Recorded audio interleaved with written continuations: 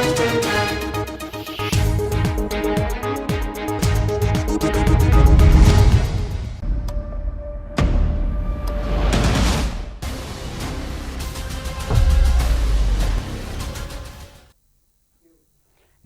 आप देख रहे हैं मिरर मीडिया। मैं हूं अनुपम कुमार। हमारे खास कार्यक्रम खबरनामा में आपका स्वागत है। बढ़ते हैं आज की सुर्खियों की ओर।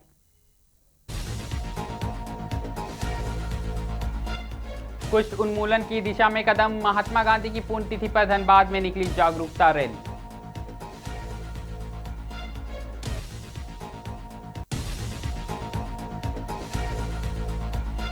सरस्वती पूजा में स्कूल की मर्यादा तार अश्लील गानों पर शिक्षक छात्र नाचे, बोकारो डीईओ ने लिया सख्त कदम।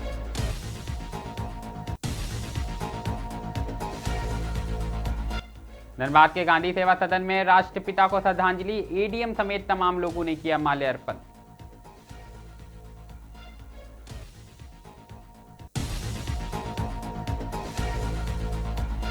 चास नगर निगम में चुनावी प्रक्रिया शुरू, नामांकन को लेकर सुरक्षा के कड़े इंतजाम।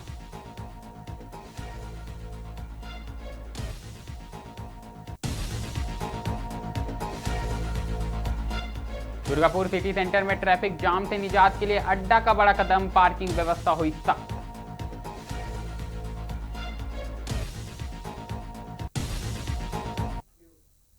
अब खबरें विस्तार से। सबसे पहले बात हम धनबाद की करेंगे, जहां महात्मा गांधी की पुण्यतिथि के अवसर पर शुक्रवार को धनबाद में कुष्ठ रोग के प्रति जागरूकता फैलाने को लेकर रैली का आयोजन किया गया। इस जागरूकता रैली में विभिन्न विद्यालयों के छात्र छात्राओं ने बढ़ चढ़कर हिस्सा लिया और समाज को जागरूक करने का संदेश दिया। रैली की शुरुआत सिविल सर्जन कार्यालय परिसर से शुरू हुई, जिसे सिविल सर्जन ने हरी झंडी दिखाकर रवाना किया। रैली बरमसिया स्थित कुष्ठ कॉलोनी तक पहुंची, जहां जागरूकता संदेशों के माध्यम से लोगों को कुष्ठ रोग से जुड़ी सही जानकारी दी गई। इस अवसर पर जिला कुष्ठ निवारक कार्यक्रम से संबंधित जुड़े अधिकारियों ने बताया कि महात्मा गांधी की पुण्यतिथि को कुष्ठ उन्मूलन दिवस के रूप में मनाया जाता है। भारत सरकार द्वारा इस दिन विशेष रूप से जागरूकता अभियान चलाया जाता है ताकि लोगों में फैली भ्रांतियों को दूर किया जा सके। उन्होंने बताया कि कुष्ठ रोगी पूरी तरह इलाज योग्य हैं और सरकारी अस्पतालों में इसका निःशुल्क उपचार उपलब्ध है। यह कोई छुआछूत की बीमारी नहीं, इसलिए रोगियों के साथ भेदभाव नहीं किया जाना चाहिए। सरकार ने वर्ष 2027 तक कुष्ठ रोग के पूर्ण उन्मूलन का लक्ष्य निर्धारित किया है, जिसे सफल बनाने के लिए ऐसे जागरूकता अभियानों की भूमिका बेहद महत्वपूर्ण है।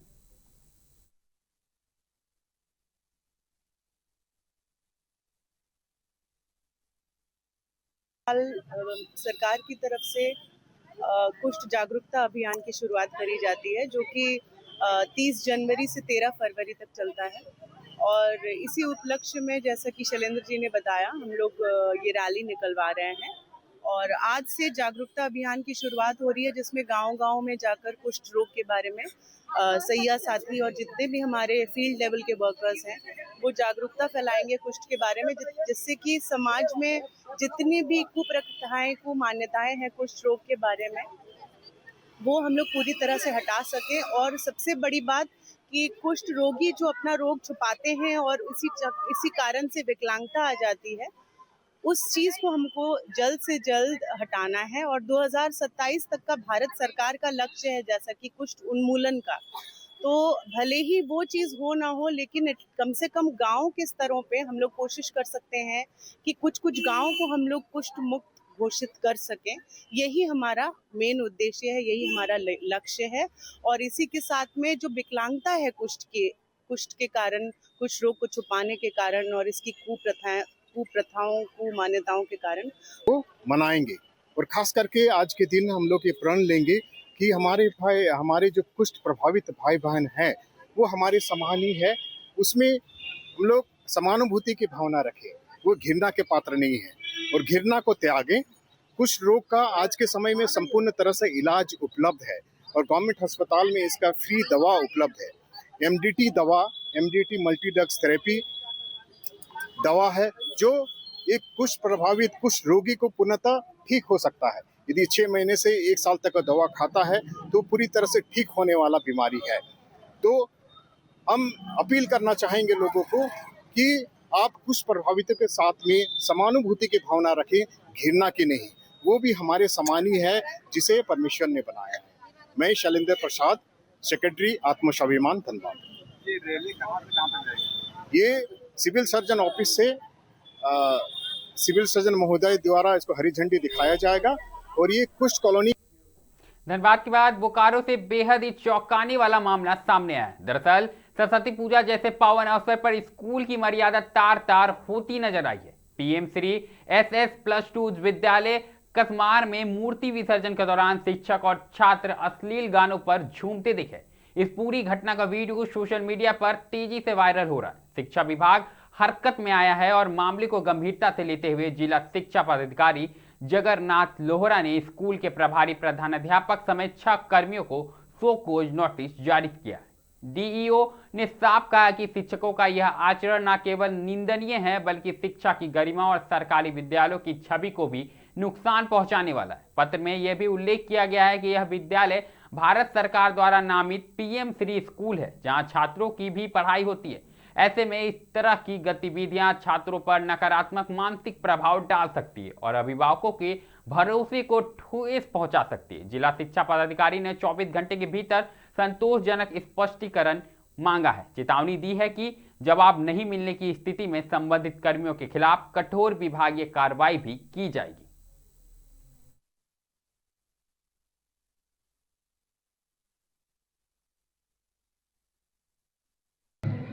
कुछ शिक्षकों के द्वारा कुछ इस तरह का नृत्य करते हुए वो वीडियो है।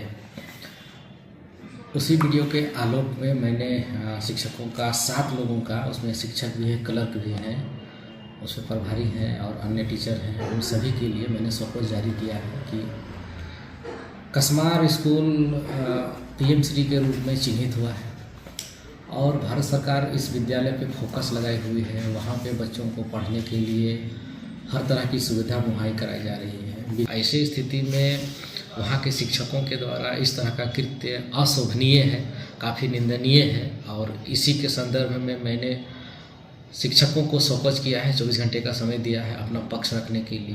अपना पक्ष वो रखें और अगर पक्ष सही से नहीं रखते हैं और तो फिर हम इसे जिला शिक्षा स्थापना समिति में ले जाएंगे।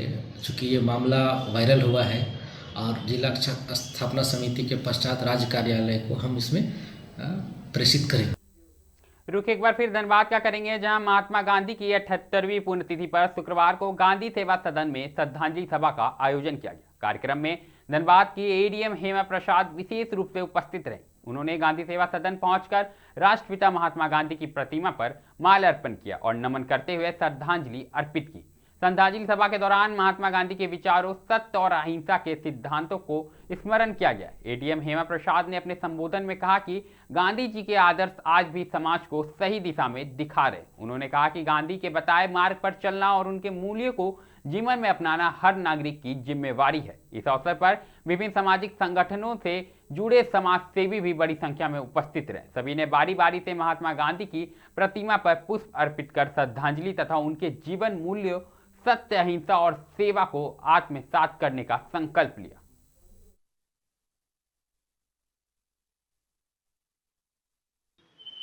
क्योंकि पूरी दुनिया में विलक्षण व्यक्तित्व के धनी है गांधी जी। सत्य और अहिंसा के बदौलत इन्होंने 200 साल की अंग्रेजी दास्ता को और इन्होंने उस गुलामी को तोड़ा। सत्याग्रह से, अहिंसात्मक आंदोलन से, सत्य से, न्याय से, यही इनके जीवन का ध्येय था, यही नारा था। आज उसको फिर अपनाने की ज़रूरत है और पूरी दुनिया में कितना लोकप्रिय थे इसी समझा जा सकता है कि 102 देशों में इनकी प्रतिमा लगी हुई है। धरती पर कोई ऐसा व्यक्तित्व नहीं है जिनका कि इतने देशों में जिनको सम्मान से याद किया जाता हो, एकमात्र गांधी जी हैं। और आज गांधी अगर होते, आज रूस और यूक्रेन का इतना लंबा युद्ध न चल रहा होता, आज टैरिफ की धमकी न दे रहा होता ट्रंप, और आज अमेरिका और ईरान फिर युद्ध के मुहाने पर खड़ा नहीं होता, पूरा देश हिंसा की आग में जल नहीं रहा होता। आज लाखों लोग अभी तक मारे जा चुके हैं। आज इस विभीषिका के खिलाफ बोलने के लिए कोई तैयार नहीं है। युद्ध और निरंतर बढ़ता जा रहा है। पता नहीं लगता है कि कब ये तृतीय विश्व युद्ध के हिस्सा में हम लोग को बन जाए। ये स्थिति हो गई है। आज अगर गांधी होते तो शायद ऐसी स्थिति नहीं होती, क्योंकि उनको सत्य पर भरोसा था, अहिंसात्मक आंदोलन पर भरोसा था, और उनकी बात, उनकी अपील का असर इन देशों पर भी पड़ता है जो आज हिंसा की आग में जल रहे हैं। इसलिए आज गांधी की पहले से ज़्यादा प्रासंगिकता बढ़ गई है।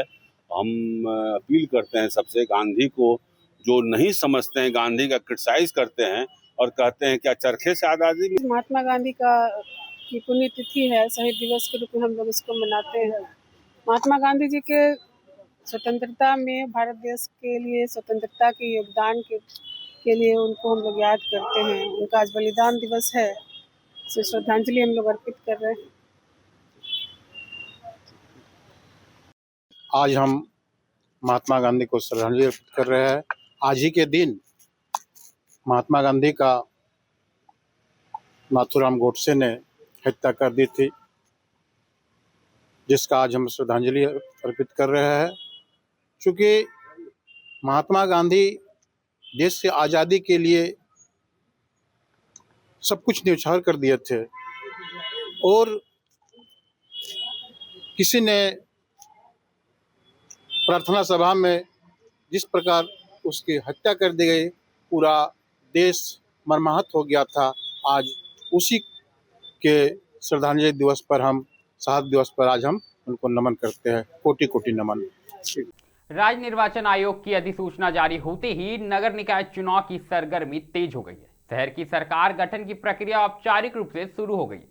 इसी बीच 29 जनवरी से 4 फरवरी तक नामांकन दाखिल किए जाएंगे। इसी क्रम में चास नगर निगम चुनाव को लेकर चास एसडीएम कार्यालय में नामांकन पत्रों की बिक्री और दाखिल की प्रक्रिया भी प्रारंभ हो गई है। नामांकन प्रक्रिया को शांतिपूर्वक और पारदर्शी बनाने के लिए सुरक्षा के कड़े इंतजाम किए गए हैं। अनुमंडल कार्यालय के मुख्य द्वार पर चास एसडीपीओ स्वयं सुरक्षा व्यवस्था की निगरानी कर रहे हैं। उनके साथ विभिन्न थानों के प्रभारी और पुलिस बल तैनात है। नामांकन पत्र खरीदने और दाखिल करने आने वाले प्रत्येक व्यक्ति की जांच के बाद ही परिसर में प्रवेश की अनुमति दी जा रही है। चास एसडीपीओ प्रवीण कुमार सिंह ने बताया कि पूरे परिसर में सीसीटीवी कैमरे से निगरानी की जा रही है। गेट पर पुलिस बल की तैनाती है और आने जाने वाले प्रत्येक व्यक्ति पर कड़ी नजर रखी जा रही है, ताकि किसी भी तरह की अव्यवस्था ना हो।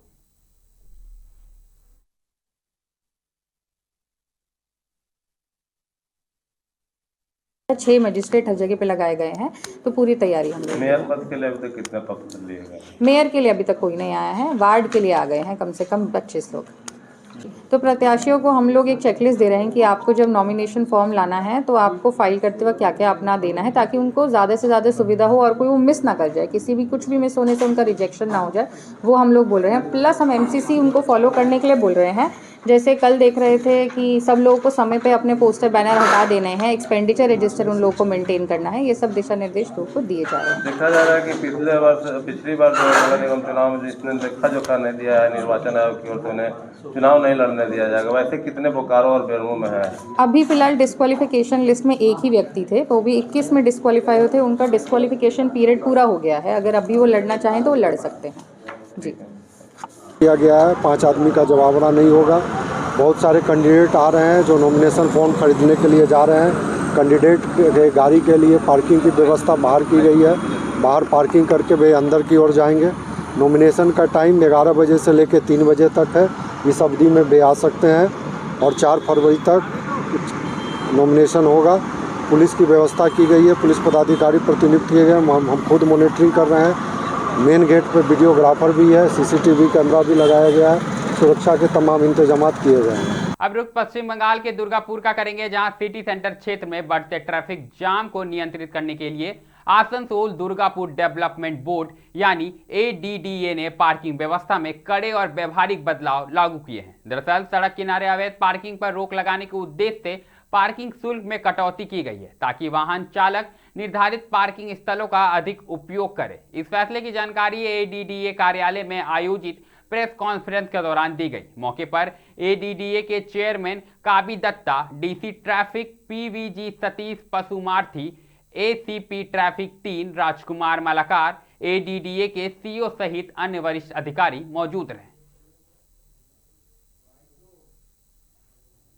চলছিল বেশ কিছুদিন ধরেই, কিন্তু আজকে আপনারা সবাই জানেন যে নতুন পার্কিং এর রেট চার্ট অ্যানাউন্স হয়েছে। তো সেই রেট চার্ট অনুযায়ী আমরা মানুষকে মানে যতটা কম পয়সায় মানুষের রাখার সুব্যবস্থা হয়েছে সেটা যাতে মানুষের কাছে সঠিকভাবে পৌঁছায়, মানুষ আরও বেশি সচেতন হন, তার জন্যই আমরা সবাই বেরিয়েছি। রাস্তার ধারে তো আপনারা দেখছেন বেশ কিছু মানুষ আছেন যারা মানে বিনা কারণে হয়তো গাড়ি পার্ক করে বিভিন্ন কাজে চলে যাচ্ছেন, যেটা বৃহত্তর কিছু বাধার সৃষ্টি হচ্ছে।